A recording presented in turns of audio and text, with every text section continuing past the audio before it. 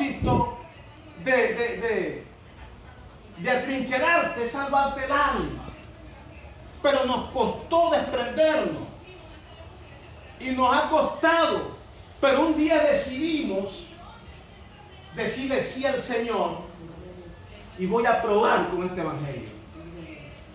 Y empezamos a probar. Y empezamos a dar el paso.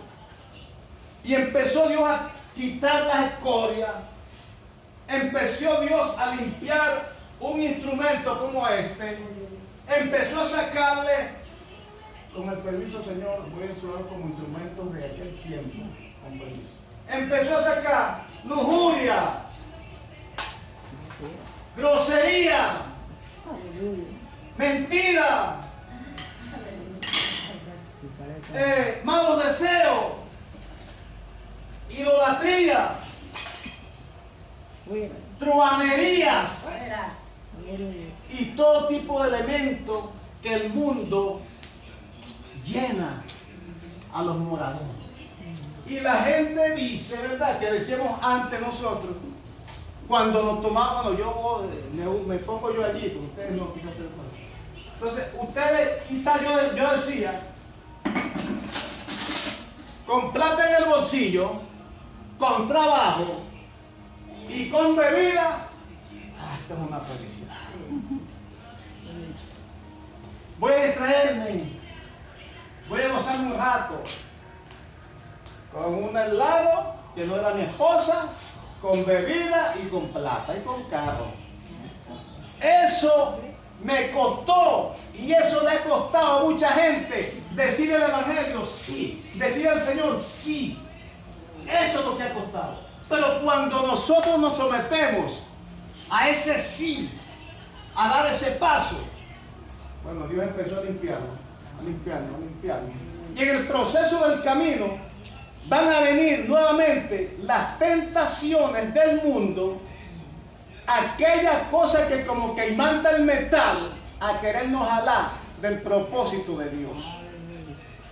Y es cuando muchos en el evangelio, cuando están en los primeros pasos, tienden a retrasarse, tienden a apartarse, tienden a tener un doble ánimo en la congregación o en la iglesia o en el evangelio.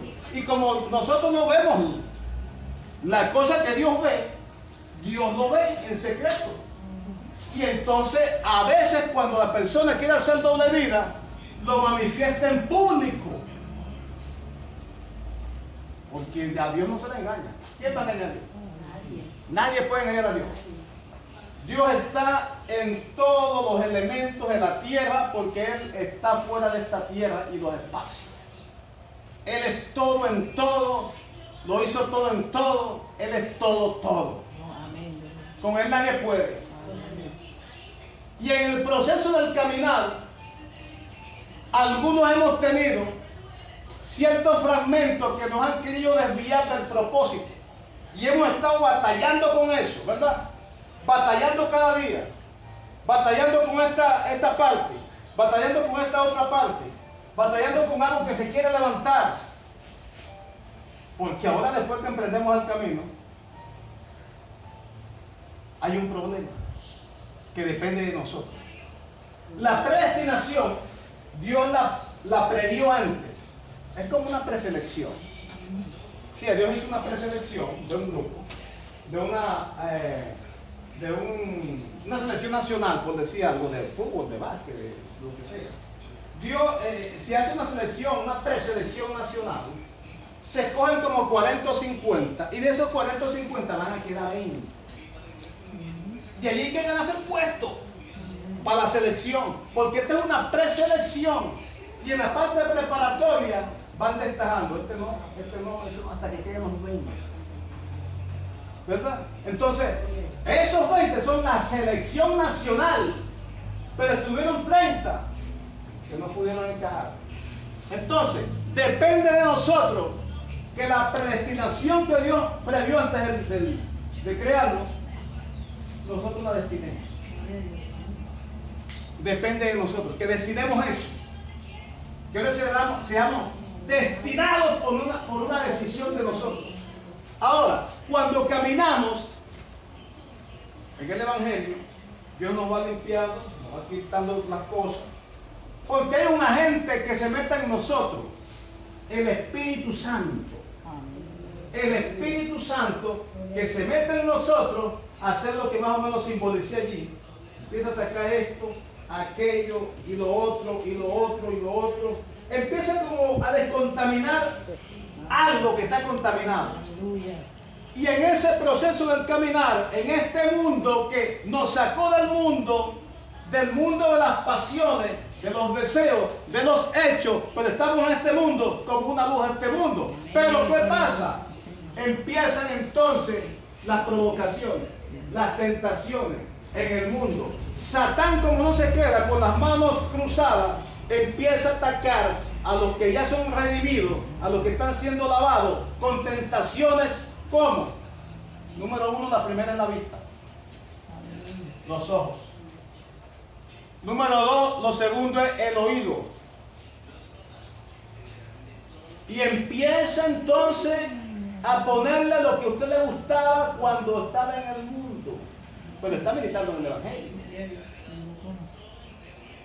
Si le gustaba gordita, o flaquita, o catira, o bajita, o alta, el enemigo le va a poner esa.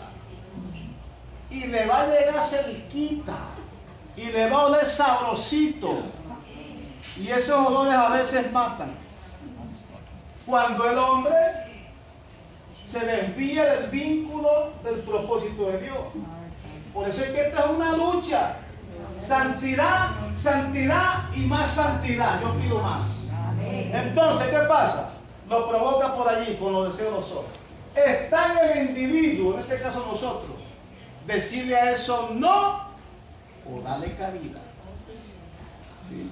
Ahora, si es mujer, bueno, le va a poner el gordito, o el flaquito, o el altito, o el catire, o el moreno que ella tenga.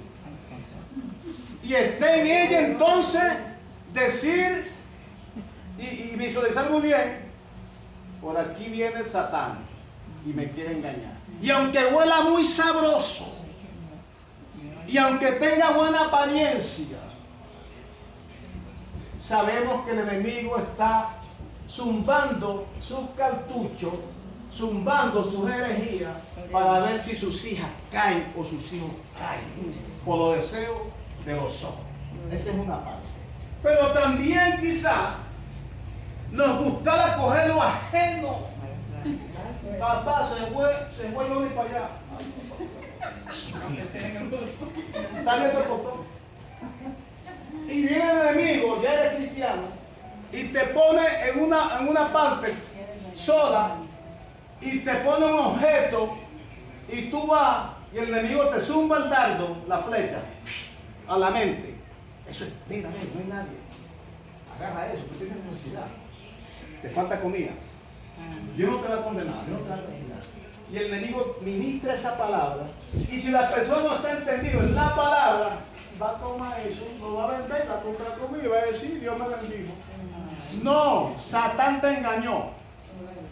Porque después que los hijos de Dios están en el camino y tienen necesidad, la Biblia dice, Jehová mi pastor y nada me faltará. No he visto justo desamparado, ni su simiente que mendigue pan. Con todo Jehová lo recogerá. Amén. Pero ¿qué pasa? Que Dios tiene un tiempo. Y en ese tiempo es que nosotros nos impacientamos. Y en el camino vamos a tener esos ataques y ataques. Otra cosa es que el oído también es perjudicial cuando empezamos a escuchar cosas del mundo que hacíamos antes que no nos competen o que no nos van a edificar. De repente a usted le gustaba la fiesta, los conjuntos, el sonido, y usted quizás quiere orar, y entonces viene un sonido por allá, por Boyacá más allá, y empieza pum, pum, pum, pum. Oye, ese sonido me está matando. Y el enemigo empieza a filtrar. Un poquito. Tú estás empezando. Después tú vas a aprender a caminar en el Evangelio. Y va el Señor, se dejó llevar, o la muchacha que está empezando en el Evangelio, se dejó llevar. Y allá el enemigo parejo la pareja. Y empezó, bueno, a pachanguear, le ofreció traguitos con pesicolo, Coca-Cola y le metió su roncito por ahí. Por ahí pasó un caso, un muchacho, lo engañó el diablo. Se fue para la playa con unos vecinos, amigos y que amigos, como uno. Y entonces, ¿qué hizo? ¿Qué hicieron? Lo obligaron a ponerse el pantalón corto, porque se lo puso en la playa para que se bañara, en la camisa, lo obligaron y él cayó. Le empezaron a dar traguitos de Coca-Cola. Pero en uno de esos tragos le echaron ron. Y él no se dio cuenta y empezó. Y le estaban dando la ron con Coca-Cola. El último trago lo dieron más fuertecito. Y él se cogió y se echó el trago. Y cayó volteado por allá. Y yo quedó ahí tirado. Lo desnudaron en la playa. Le echaron fotos. Las pusieron por Facebook, por las redes sociales, antisociales. Diablo. Entonces, nosotros no podemos ya escuchar sonidos que antes nosotros practicábamos, ver cosas que antes nos hacían daño. Tenemos que nosotros estar centrados en lo que es un evangelio de santidad. Por eso es que nos costó y por eso es que seguimos en el camino, en un proceso, recibiendo ataque y tajazo del enemigo para que nosotros volvamos a seguir.